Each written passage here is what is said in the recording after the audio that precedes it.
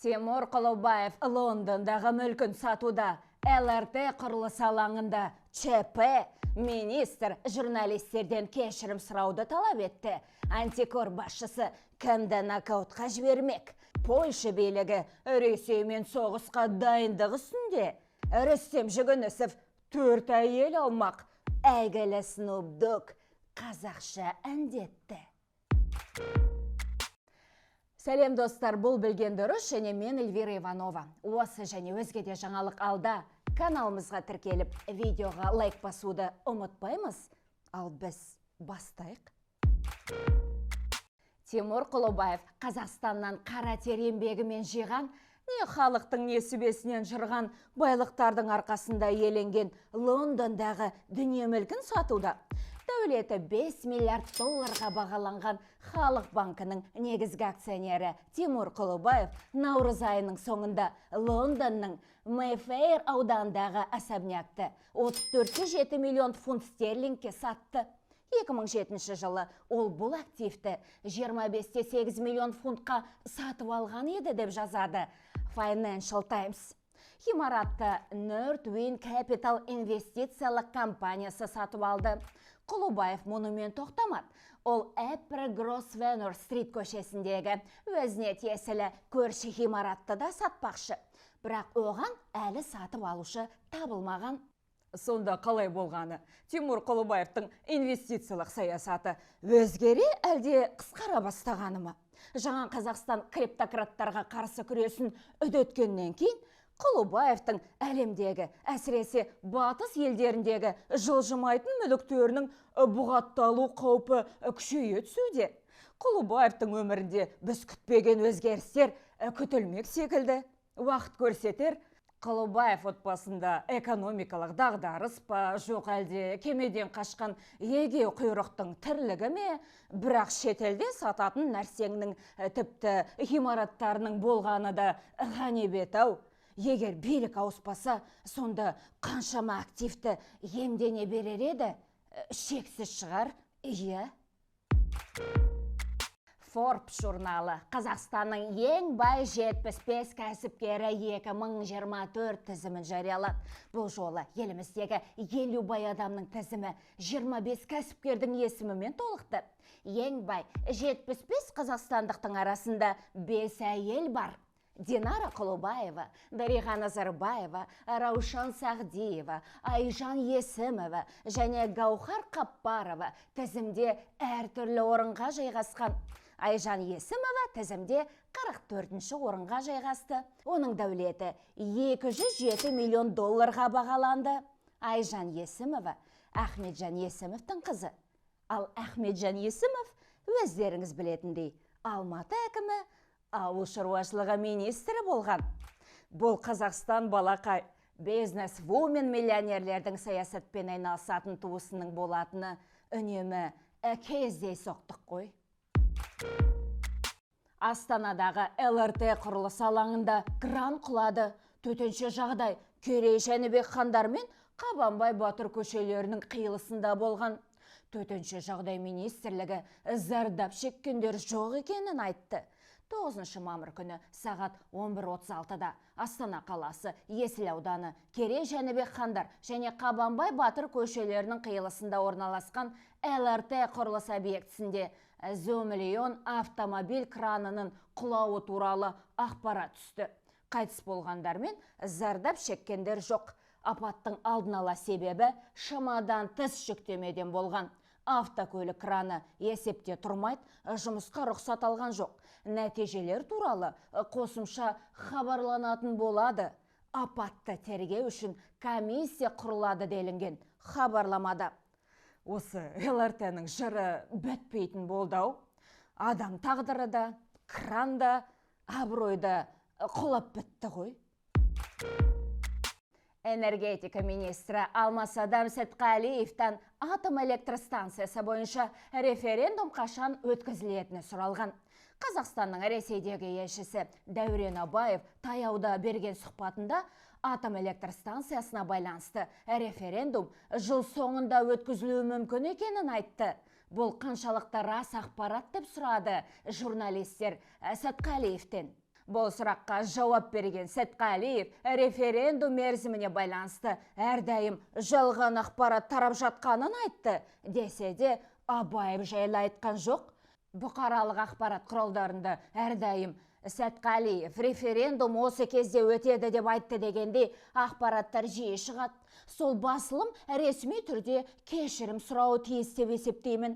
Себебі мен заңнамаға сәйкес деп сөйлеп, халықтың талабы мен жігері ескерілетінін айттым. Мемлекет басшысы бұл бағытта саяси шешім қабылдады. Біз соған сәйкес референдум өткізумен айналысамыз дейді ол. Министр бірақ нақты басылымда атамады.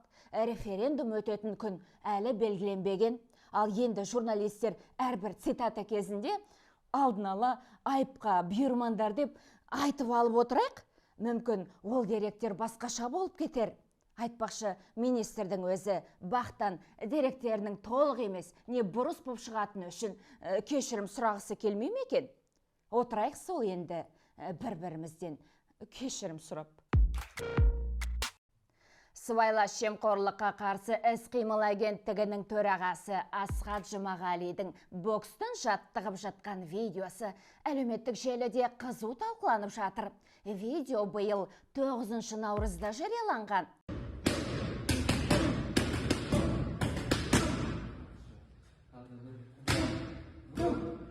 Бұл уақытта ол жаңа лауазымға тағайындалмаған болатын. Жаппай пікір білдіріп жатқан желі қолданушылары Асхат Жұмағалидан жемқорларды дәл осылай жеңу керек екенін жазып жатыр. Ол биыл сәуір айында антикор басшысы болып тағайындалған. Бұған дейін сыбайлас жемқорлыққа қарсы іс-қимыл агенттігі төрағасының орынбасары болып қызмет еткен.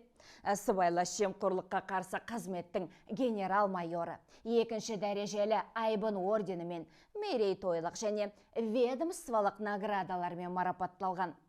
Осы темпті жемқорлыққа қарсы да ұстанады деп сенеміз. Егер сен жүрсен ақша жеп, аласын әперкот, әхуқпен джеп.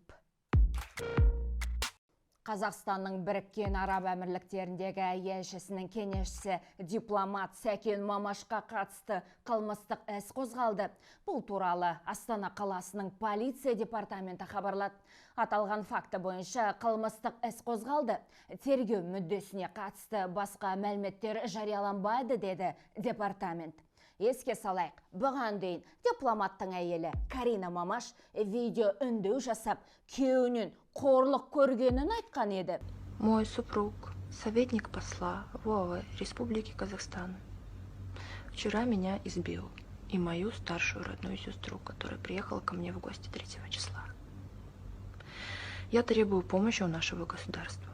Я устала молчать, я устала терпеть. На протяжении 10 лет он меня насилует, избивает. Я нахожусь в опасности. Мои дети рядом с ним находятся в опасности. Карина 5 мамыр күні күйеуі оған және оның әпкесіне күш көрсеткенін де айтқан. Сол кезде Немалчи қорының жетекшісі Динара Таңсәрі президентке, ішкі және сыртқы істер министрліктеріне үндеу жасаған. Ол ішкі істер министрлігінен Қазақстанның Біріккен Араб Әмірліктеріндегі елшісінің кеңесшісі жасап отырған әрекетке араласып, әйелін күйеуінен қорғауды талап етеміз деп мәлімдеген. Сыртқы істер министрлігі де сол кезде оқиғаға қатысты бірден реакция білдірген. 9 мамырда Карина Мамаш Астанаға келді. Ол балаларымен бірге дағдарыс орталығын паналаған. Біздің қоғамда қысым мен зорлыққа жол жоқ. Елшілікке кіретін кезде резюмесіне әлсіздерге зордаймын деп жазбаған шығар. Еліміздің тағы бір майталманы жайлы Қуандық менің балаларының әкесін өлтірді. Бешімбаевтың бұрынғы әйелі Назым Қахарман Ұлыс Медиа YouTube арнасына берген сұхбатында осылай деп мәлім етті.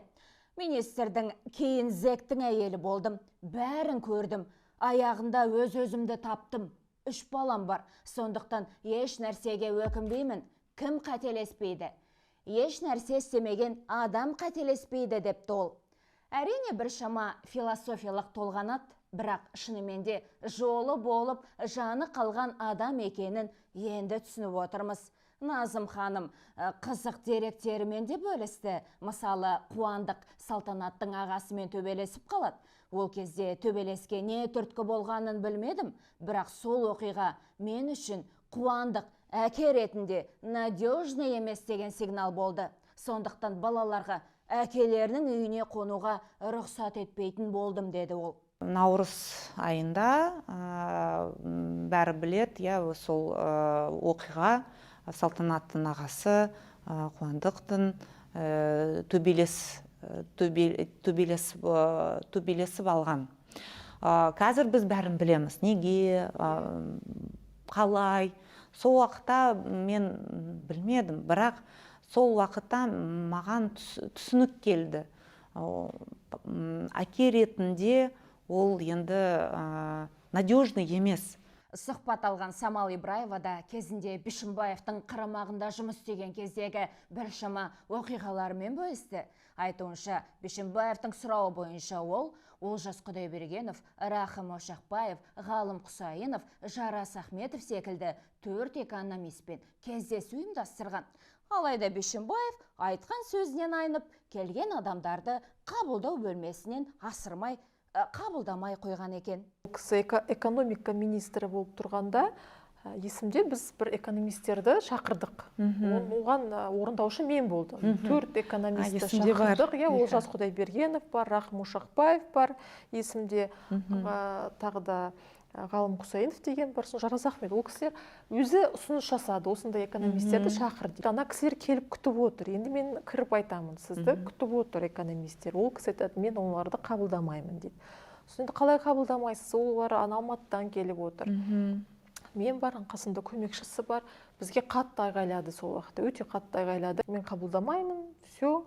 Және де өзінің неше түрлі бізге айғайлап айтып тастады. Бізге айғайлап тастады, бізге қағаздарды, бізге жіберді ары қарай.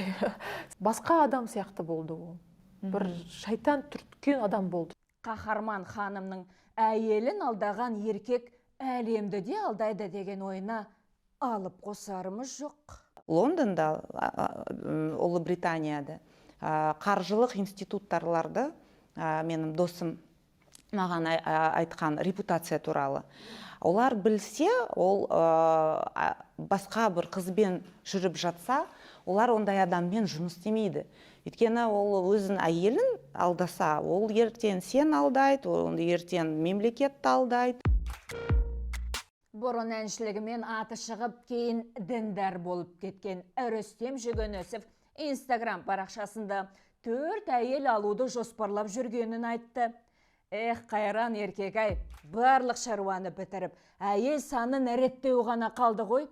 Әттен 4-өумен шектеп қойған, әтпесе оның да санымен жарысар еді. Негізі бар ғой, негізі. Мен қазір еркектердің 95% келісу мүмкін. Еркектердің 95% көп әйел алғысы келеді. Оның ішіне мен де бармын, сол 95% ішіне кірем. А оның 5% енді маған сол шүкір бір әйелім жетеді. Мен әлі дайын емеспін деп жүрген мүмкін бар шығар. Бірақ та мен ойлаймын, әр еркек көп әйел алғысы келеді деп ойлаймын. Сол, мен 4 әйел алғым келеді, иншалла. Естеріңізде болса, Атырауда өткен ұлттық құрылтай барысында президент қыз алып қашуды, көп әйел алуды ұлттық дәстүр санап, ел ішінде дәріптегісі келетіндерді қолдамайтынын білдірген болатын. Осылар Еговқа тек бір әйелін тіркеп қойып, қалғандарын үйінде ұстап отыра береді. Әйтпесе ресми тек бір әйелді ғана заңдастыруға болады ғой.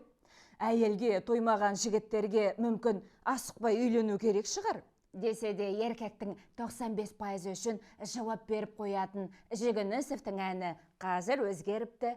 Енді ол аялаған еркектердің бақыт құсы басында. Қазақстан, ғажапстан көп әйелі қасында деп шырқайды. Әлеуметтік желіде Мақпал Жүнісовының дауысына ұқсас адамның Заманбек Нұрқаділовтың үйін сататыны жайлы айтқан видеосы тарады. Бейне жазба әуелі Мақпал Жүнісовының ресми парақшасына шығып, кейін өшірілді. Дауыс иесі видеодан көрінбей, кадр сыртында сөйлейді. Маған ой болмай тұр. Мен сол үшін тойға барып жүрмін. ыстық суыңыз, бұл жерде біз шомылмаймыз да, біз саунаға да түспейміз, ешқандай затыңызды пайдаланған жоқпыз. Бірақ бұл үйге газ жүргізілмеген екен. Зәке, сіз ойнамапсың ғой. Айына мен қаншама 20 жыл бойы екі үйге 200 мың теңгеден төлеп келе жатырмын. Екі үйге де газ жүргізілмеген. Зәке, сен мені кешір, мен шаршадым. 20 жыл бойы екі үйге 210 мың теңгеден төлеп келе жатырмын. Бұл жерде біз шомылмаймыз да, саунаға да түспейміз. Ешқандай затыңызды пайдаланған да жоқпыз дегені. Қалай кетті? Мақпал апымыздың даусына ұқсашан, өз ойын жалғастыра келе, ол үйді үкіметке ескерткіш қылып қалдырғысы келетінін айтты. Неге осындай маған қорлық? Ай сайын сонша ақша төлеп жатырмын мен. Жылағым келеді, мен шаршадым, Зәке. Үйіңді мұражай қылып қалдырайын үкіметке. Әйтеуір Тоқаев сізге ескерткіш ашайын деп жатыр екен ғой. Осы үйді Тоқаевқа бердім мен. Берем. Бірақ осы үйдің көлемінде маған 4 этаж емес, 2 этаж үйді берсін, мен берем осы үйді. Бұл мереге арнаған үйің еді ғой. Сауна жайлы айтып отырған сауға ұқсамайды. Қызып алған адамның кейпі болса, мүмкін парадис біреу шығар.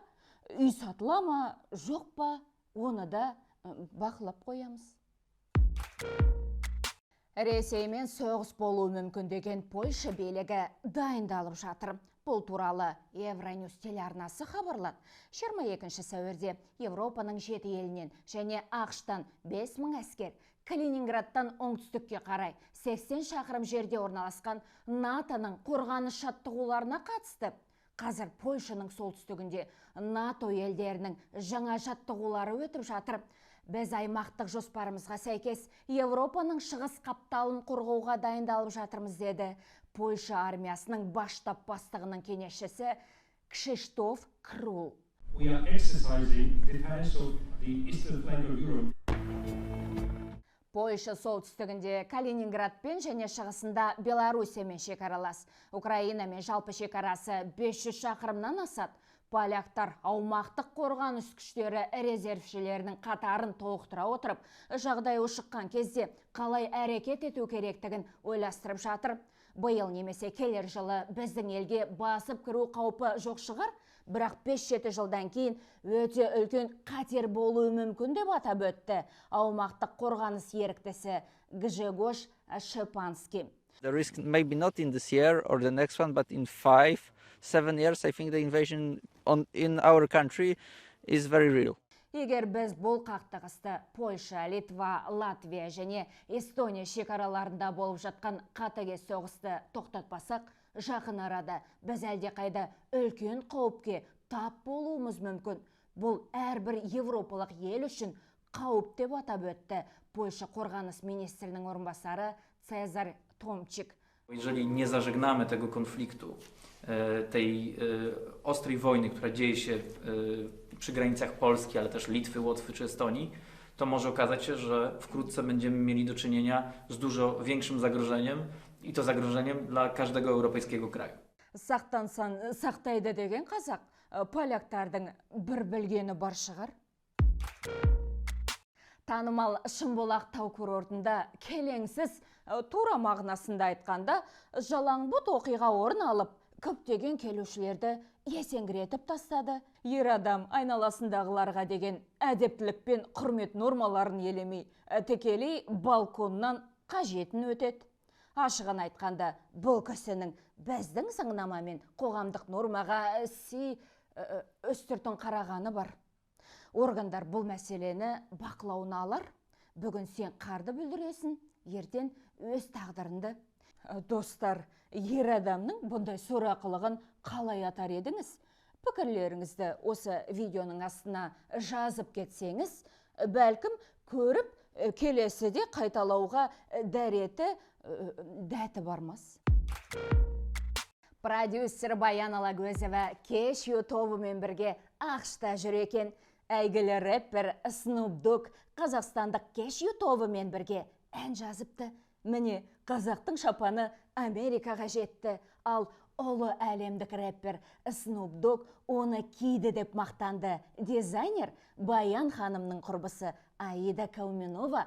Ал Динара Сәджан болса, бұған дейін әнші Эйконда Астанадағы концертте шапанын шешпей ән шырқағанын есіне алды. Әуес қой ит, яке Snoop Dogg кешу жыңғақтарын ұнататыны сөзсіз. Бұл бір жаңа белес дегенмен жазылған ән тек Қазақстанда понт ұстау үшін бе, әлде ақшта да ойнатыла ма? Белгісіз. Snoop Dogg қыздардың өнері мен талантына қызығып, коллабы жасаған шығар деп үміттенеміз. Мысалы, ақшаға я басқаға емес. Прогресс күтпейді. Енді бір қазақтың қыздары деген клиптен шапан киген Эминемді көріп қалатын шығармыз. Не болса да Snoop Dogg тарланына ризамыз ғой әйтеуір. Бұл білген дұрыс жаңалықтардың кезекті саны болды. Әдеттегідей каналымызға жазылып, лайк басып, видеомен бөлісіп қоюларыңызды сұраймыз. Өйткені біз үшін сіздің қолдауыңыз өте маңызды.